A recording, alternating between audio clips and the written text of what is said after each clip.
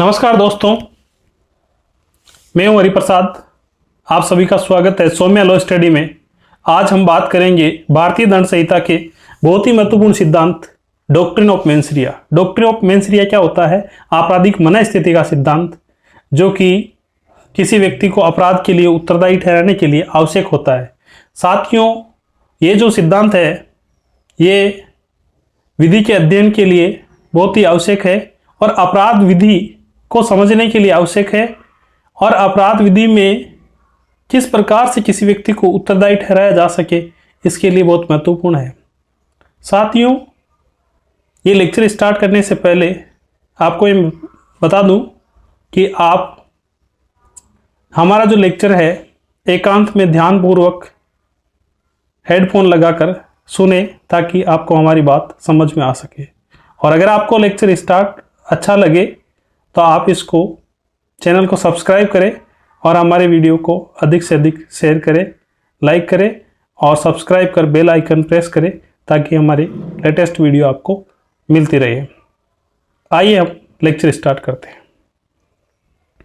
Lecture start करते हैं हम एक उदाहरण से। मान लीजिए कि आप के पास एक बेर एक्ट है, मेजर एक्ट है, और सेम कलर का बेर एक्ट है आपके मित्र के पास में, और आप अपना जो एक्ट है वो घर पे ही भूल जाते हैं, और आपका जो मित्र है वो उसको क्लास में ले जाता है। आप उस बेर एक्ट को अपना एक्ट समझ के गलती से घर ले आते हैं। आपके मन में कोई भी ऐसी दुर्भावना नहीं है कि आप उस फ्रेंड का जो एक्ट है वो आप बेईमानी से रखना चाहते हैं। ऐसी कोई आपके मन में दुर्भावना नहीं है। जब आप घर आते हैं तो उस बात का पता चलता है कि मेरा बेर एक्ट तो घर पे ही था और मैं मेरे दोस्त का बेर एक्ट ले आया हूं। तो यहां तक क्या आपका कार्य अपराध है? क्योंकि आपके मन में अपराध करने की भावना नहीं थी। लेकिन अपराध करने के लिए आपका कार्य ही अपराध नहीं है, क्योंकि आप ले तो आए किसी दूसरे की वस्तु को, जंगम संपत्ति को आप हटाकर वहां से ले तो आए, लेकिन आपका इरादा अपराध करने का नहीं था। तो क्या ये कार्य अपराध है? ये कार्य अपराध नहीं है।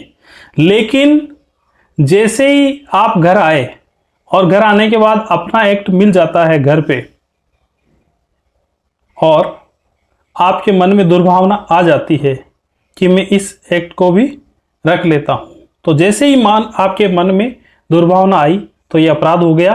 यह अपराध क्या हुआ? चोरी नहीं हुई, लेकिन आपके घर आने के बाद आपकी भावना परिवर्तन हो गई और आपका मन में बेईमानी आ गई, इसलिए यह आपराधिक दुर्विनियोग, आपराधिक दुर्विनियोग हो गया, क्रिमिनल मिसएप्रोप्रिएशन हो गया है। तो ये कार्य अपराध है। अर्थात अपराध करने के लिए एक महत्वपूर्ण चीज या महत्वपूर्ण बात है कि आपका मन दोषी होना चाहिए। यही सिद्धांत है जिसके बारे में हम चर्चा करने जा रहे हैं। तो ये सिद्धांत क्या है? ये सिद्धांत है एक्टस नॉन फेसिट रियम निसी मेंसिट रिया। एक्टस नॉन फेसिट रियम निसी मेंसिट रिया। आप इसको याद कर लें। क्या है? एक्टस नॉन फेसिट रियम निसी मेंसिट रिया। अर्थात कार्य जब तक अपराध नहीं होता है, जब तक कि किसी व्यक्ति के मन में अपराध करने की भावना नहीं हो। तो किसी भी व्यक्ति को अपराध के लिए उत्तरदायी ठहराने के लिए क्या जरूरी होता है? कि दुरास्य होना चाहिए, उसके मन में अपराध करने की भावना होनी चाहिए। ये जो महत्वपूर्ण सिद्धांत है किसने दिया? तो ये ब्रिटेन के जस्टिस कोक ने यह सिद्धांत प्रतिपादित किया। देखिए, दो चीजें हैं इस सिद्धांत के अनुसार। दो चीजें हैं। क्या कहता है? एक्टस नॉन फेसिट रियम निसी मेंसिट रिया। अर्थात कार्य जब तक अपराध नहीं होता है, जब तक कि किसी व्यक्ति के मन की भावना दोषी नहीं हो। तो दो चीजें हैं, एक्टस रिया और मेंस रिया। एक आपराधिक कार्य और एक आपराधिक दुर्भावना। एक तो है गिल्टी माइंड और एक है गिल्टी एक्ट। दोनों चीजों का होना जरूरी है। किसी व्यक्ति को अपराध ठहराने के लिए दो बातें जरूरी होती है, दो बातों से होती है तो ही अपराध बनता है। एक्टस रिया और मेंस रिया, अर्थात कार्य करना और उसमें कार्य करने की, उस व्यक्ति के मन में कार्य करने की दुर्भावना होना, तभी जो है उसको किसी अपराध के लिए उत्तरदायी ठहराया जाता है। तो ये सिद्धांत इंग्लिश में क्या है, एक्टस नॉन पेसिड रियम निसी मेंस इट रिया, जिसको आप इंग्लिश में इस प्रकार से कह सकते हैं कि किसी भी व्यक्ति को उत्तरदायी ठहराने के लिए दो चीजों की जरूरत है, गिल्टी माइंड और गिल्टी एक्ट। और हम हिंदी में बात करें तो किसी भी व्यक्ति को अपराध के लिए उत्तरदायी ठहराने के लिए क्या जरूरी है कि कार्य जब तक अपराध नहीं होता है, जब तक करने वाले व्यक्ति का मन दोषी न हो। Act is not offence without guilty mind. कार्य अपराध नहीं है जब तक कि करने वाले व्यक्ति के मन में अपराध करने की भावना नहीं हो। तो ये सिद्धांत है कि इसके लिए दो चीजें जरूरी हो गई जो आपने समझ ली। अब हम बात करते हैं एक उदाहरण के माध्यम से, केस लॉ के माध्यम से समझते हैं। क्वीन वर्सेस खंडू, ये जो 1890 का केस है। क्या हुआ था इस केस में, देखिए क्या हुआ, एक ससुर के और दामाद के बीच में झगड़ा हो गया और दामाद ने उसके 2-3 प्रहार कर दिए लकड़ी से, लेकिन ससुर मरा नहीं। लेकिन दामाद ने क्या किया, ससुर को मरा समझ के उसको आग में जला दिया। लेकिन जब बाद में पोस्टमार्टम रिपोर्ट आई तो ये क्लियर हुआ कि जो ससुर की जो मृत्यु हुई थी वो मारने से नहीं हुई थी बल्कि जलाने से हुई। देखिए मरा समझ के उसको जला दिया तो वो क्या चाहता था कि उसने जो कार्य किया है, उसने सोचा कि अपराध हो गया, मृत्यु हो गई, इसलिए हम अपना साक्ष्य मिटा देते हैं। तो अब सोचिए क्या अपराध हुआ, क्योंकि वो जब उसको मारना चाहता था तब तो मरा नहीं, और जब साक्ष्य मिटाना चाहता था तब मर गया। तो क्या हत्या का दोषी है? हत्या के लिए क्या जरूरी है? हत्या की परिभाषा आईपीसी की धारा 300 में दी गई है। हत्या के लिए क्या जरूरी है? हत्या हो चाहे आपराधिक मानव वध हो, सबसे पहली जरूरी चीज क्या होती है? क्या होता है? आशय। जो कोई मृत्यु कारित करने के आशय से, अर्थात यहां मृत्यु कारित करने का आशय था नहीं, केवल मारपीट का आशय था, और वो व्यक्ति मरा भी नहीं। मरा उस समय नहीं जब वो मारना चाहता था, मारपीट करी तब मारना चाहता था, लेकिन वो मरा नहीं और बाद में वो मर गया। क्या अपराध हुआ? क्योंकि वो मारना तो चाहता था, मरा नहीं, तो क्या बनी? मरा नहीं तो बच गया, तो क्या बना? 307। यहां 300 के लिए उसको लाइबिलिटी नहीं ठहराया। तो अपराध के लिए दोनों चीजें जरूरी है, आपराधिक आशय और आपराधिक कृत्य, दोनों एक साथ नहीं हुए, इसलिए उसको हत्या के लिए लाइबिल नहीं ठहराया। तो पहला अपराध उसका क्या हुआ? जब उसने मारपीट करी मारने के आशय से तो वो बच गया तो 307 बनी हत्या का प्रयास। और बाद में जब वो मरा समझकर उसको जला दिया, अर्थात साक्ष्य विलोपन का अपराध हो गया, तो 307 और आईपीसी 201 का अपराध हुआ। तो किसी भी अपराध को लाइबल ठहराने के लिए, किसी भी व्यक्ति को लाइबल ठहराने के लिए दो बातें जरूरी है, एक्टस रिया और मेंस रिया। कार्य जब तक अपराध नहीं होता जब तक कि मन दोषी नहीं हो। दूसरा एक केस है प्लानी गोल्डन वर्सेस एम्परर का। प्लानी गोल्डन के मामले में क्या हुआ था कि पति ने अपनी पत्नी के सिर पर हल से वार किया और वो सोचा मर गई, और फिर मरी समझकर जो है उसको फांसी पर लटका दिया। तो यहां भी जब वो उसको मार रहा था तो वो मरी नहीं, और उसके बाद में जब फांसी पे लटकाया तो फांसी पे लटकाने के कारण से मृत्यु हुई।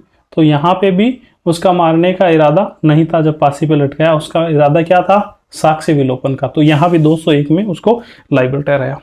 तो ये मेरे हिसाब से आपको अच्छे से समझ में आ गया होगा डॉक्ट्रिन ऑफ मेंस रिया, आपराधिक मनः स्थिति का सिद्धांत, कि कार्य जब ही अपराध होता है जब किसी व्यक्ति का मन दोषी हो, एक्टस नॉन पेसिट रियम निसी मेंसिट रिया, अर्थात act is not offense without guilty mind.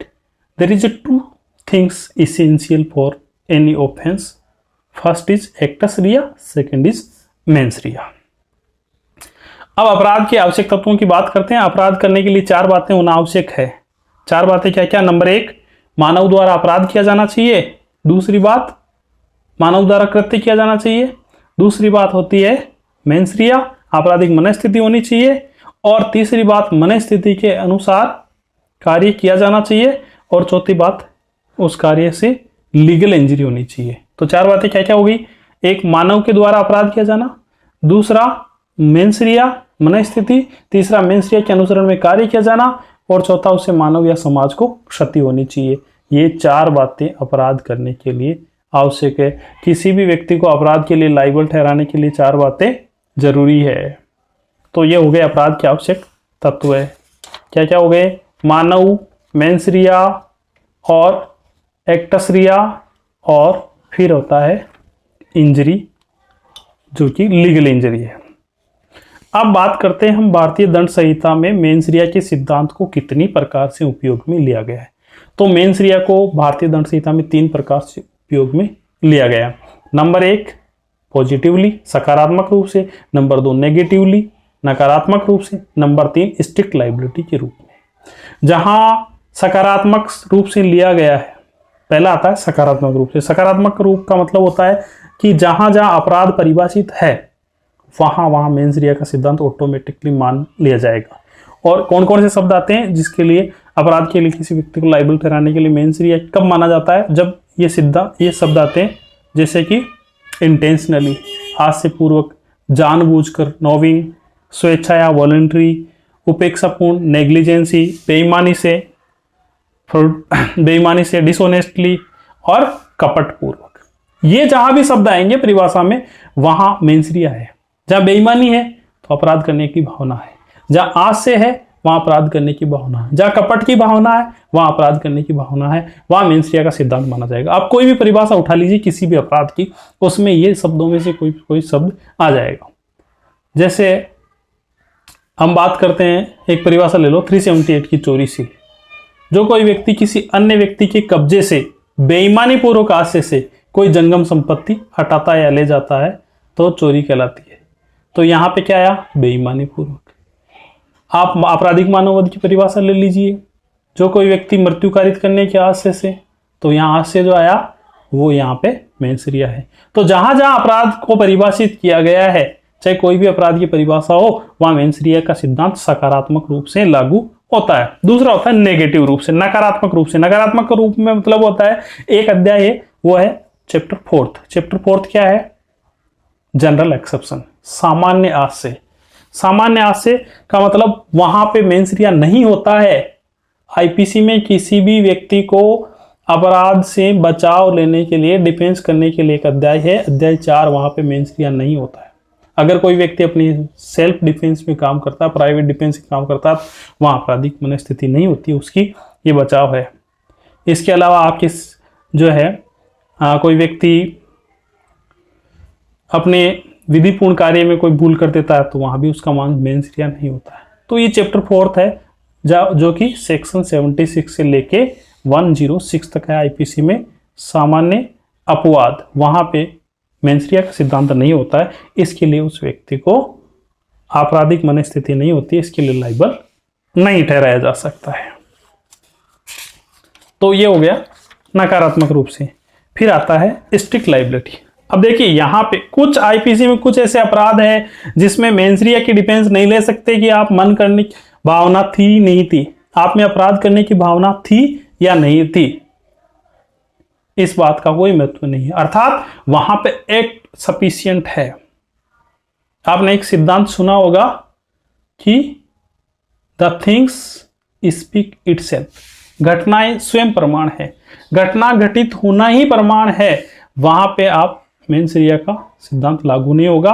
तो कौन कौन से ऐसी बातें हैं जिनमें कठोर दायित्व के रूप में भारतीय दंड संहिता में जो है मेंसरिया का सिद्धांत अपनाया गया है? तो ये हम बात कर रहे हैं नंबर 1 292 अश्लील, 292 293। नंबर 1 अश्लील पुस्तकों वस्तुओं का विक्रय, यहाँ पे मेंसरिया का सिद्धांत लागू नहीं होता है। यहाँ हम ये नहीं कह सकते कि हमारी दोषी भावना नहीं थी इसलिए हम अश्लील पुस्तकों का विक्रय कर रहे हैं, तो यहाँ पे मेंसरिया का सिद्धांत लागू नहीं होता। 268 पब्लिक न्यूसेंस, लोक न्यूसेंस अगर ऐसे किसी कार्य से होता है, वहां आप आपराधिक मनस्थिति का बचाव नहीं ले सकते। 124 से सेडिशन, राजद्रोह।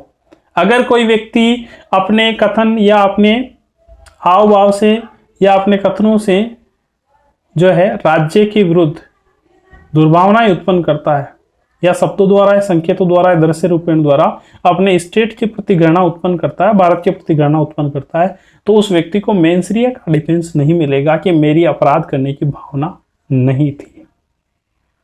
फिर आगे आता है न्यायालय अवमानना। अगर कोई व्यक्ति कोर्ट की अवमानना करता है, किसी बैठे हुए न्यायाधीश की अवमानना करते हैं, तो वहां भी मेंस rea की डिफेंस आपको नहीं मिलेगी। फिर आता है बाइगेमी, द्विविवाह। अगर कोई व्यक्ति 2 बार विवाह कर लेता है तो ये कहता है कि मैंने तो इसके भलाई के लिए कार्य किया, तो वहां भी मेंस rea का सिद्धांत लागू नहीं होगा और दूसरे विवाह के लिए उसको दोषी ठहराया जाएगा। आपने भले ही फिल्मों में देखा हो, जैसे साजन चले ससुराल देखी, तो भी उसमें जो है गोविंदा ने उनकी भलाई के लिए शादी कर ली, या फिर कपिल शर्मा की आपने जो पिक्चर देखी उसमें भी 4-4 शादियां कर ली। लेकिन ये जो है वास्तविक स्थिति में पॉसिबल नहीं है, और वास्तविक स्थिति में अगर ऐसा कोई व्यक्ति करता है तो उस पत्नी के परिवार पर उसको द्विविवाह के लिए दंडित ठहराया जा सकता है। यहाँ पे मनस्थिति की सिद्धांत की भावना लागू नहीं होती है, क्योंकि जहाँ उसकी पर्सनल लॉ में अगर किसी व्यक्ति को दूसरा विवाह शून्य घोषित है, वहाँ 494 और 495 लागू हो जाती है, वहाँ मनस्थिति का सिद्धांत लागू नहीं होगा। ये नहीं कह सकते कि हमने लड़कियों की भलाई के लिए जो है 4-4 या 5-5 या 1 या 2 शादी, 1 से अधिक शादी कर ली है, तो वहाँ आपको 494 में दंड मिलेगा। किडनैपिंग और अबडक्शन, अपहरण के मामले में मेंस rea का सिद्धांत लागू नहीं होगा। वहाँ भी किसी बच्चे को उसकी भलाई के लिए आप उसके गार्जियन की सहमति के बिना नहीं ले जा सकते। वहाँ पे गार्जियन की सहमति के बिना अगर आप ले जाते हो तो आप दोषी हो, वहाँ भी मेंस rea का सिद्धांत लागू नहीं होता। राज्य के विरुद्ध अपराध है जो 121 से 122 में है। सरकार के विरुद्ध युद्ध करना, युद्ध का प्रयास करना, यहाँ भी मेंस rea का सिद्धांत लागू नहीं होगा। तो हम 3 प्रकार से मेंस rea का सिद्धांत लागू होता है। नंबर 1 पॉजिटिवली, सकारात्मक रूप से, नंबर 2 नकारात्मक रूप से, और नंबर 3 कठोर दायित्व के सिद्धांत के रूप में। जहाँ सकारात्मक रूप से वहाँ मेंस rea का सिद्धांत फुली लागू होता है, नकारात्मक रूप से वहाँ बचाव मिल जाएगा कि इन बातों में जो है मेंस rea नहीं है, इसलिए जो है दोषी नहीं है। लेकिन जहाँ स्ट्रिक्ट लाइबिलिटी है वहाँ मेंस rea है या नहीं है, इस बात से कोई प्रभाव नहीं पड़ता। कुछ ऐसे अपराध भी है जो मैंने बताए, उनको आप याद कर लीजिएगा। महत्वपूर्ण क्वेश्चन है, पूछे जा सकते हैं कि इस मामले में मेंस rea का सिद्धांत लागू होता है या नहीं होता है। तो ये आज के लेक्चर में हमने चर्चा करी एक्टस नॉन पैसिव रिम निसी मेंस rea, कार्य जब तक अपराध नहीं होता है, जब तक कि व्यक्ति का मन दोषी नहीं हो। ये सिद्धांत किसने दिया? ये सिद्धांत जस्टिस कोक ने दिया। अपराध करने के लिए क्या आवश्यक है? अपराध करने के लिए 4 बातें आवश्यक है। नंबर 1 मानव, नंबर 2 मेंस rea, नंबर 3 एक्टस rea, और नंबर 4 मानव या समाज को सत्य होनी चाहिए। 4 बातें आवश्यक है। फिर हमने देखा मेंस rea का भारतीय दंड संहिता में 3 प्रकार से उपयोग में लिया गया है, सकारात्मक, नकारात्मक और कठोर दायित्व के रूप में।